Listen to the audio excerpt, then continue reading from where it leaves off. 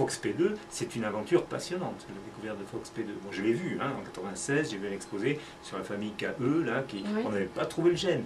En 2002, on nous a fait un exposé à Leipzig, où ils avaient eu une chance incroyable de trouver le gène aussi vite. C'est une aventure merveilleuse.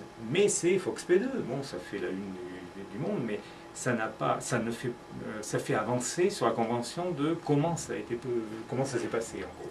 Hein. Et surtout, c'est plus simple qu'attendu. Mais c'est intéressant aussi, parce que par exemple, avec la découverte de la FOXP2, on a pu, avec justement une modélisation mathématique, sur informatique, voir le moment de la séparation justement avec les chimpanzés, qui reviendrait il y a à peu près 200 000 ans.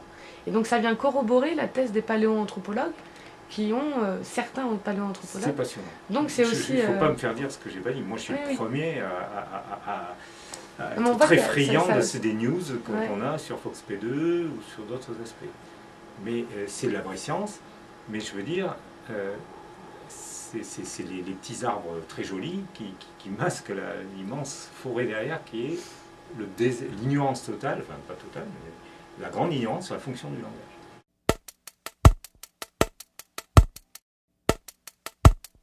Ce ne sont pas des théories, ce sont des faits. Des faits. Hein, on peut les vérifier. Ce qu'on ne sait pas, c'est effectivement, comme vous dites, l'articulation causale, s'il y en a une. En tout cas, il n'y en a aucun qui a causé l'émergence de la communication. C'est-à-dire que c'est le chemin par lequel l'émergence du langage est passée dans notre espèce. Mais il y a quand même des... Mais le langage aurait pu être purement gestuel. Ouais.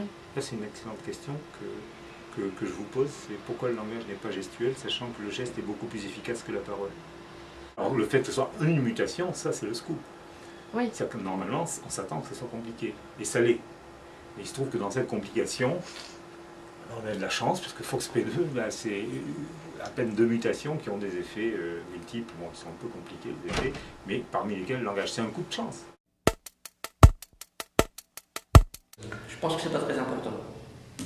Je pense que c'est pas très important que le FOXP2 joue vraiment un rôle dans la partie articulatoire, dans la partie production, et qu'il n'est pas vraiment à l'origine parce que bon, vous avez vu les travaux qui ont été faits, évidemment sur les gorilles et les chimpanzés avec le FOXP2 et aussi sur les Néandertals.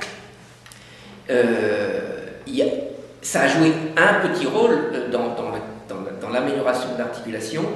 Je pense que même les gens qui ont démarré le FOXP2, je pense que même aujourd'hui seraient prêts à dire que le rôle qu'ils y ont attribué est plus faible que ce qui... Le rôle qu'ils y attribueraient aujourd'hui est plus faible que ce qu'ils avaient dit au début. Mais évidemment, quand vous regardez les articles qui ont été vraiment publiés dans les revues scientifiques, et puis il faut regarder ce que les journalistes ont dit, c'est comme d'habitude.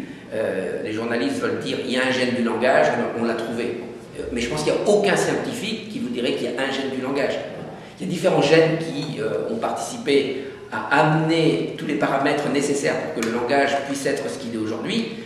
Donc FOXP2, oui, a joué un rôle, mais ce n'est pas le gène du langage. Et en termes de millions d'euros, millions d'euros dépensés dans FOXP2 et 0,01 million d'euros, voilà. Mais c'est ainsi que va la science. On n'est pas en physique. En physique, je suis sûr qu'il y a des distorsions du même type.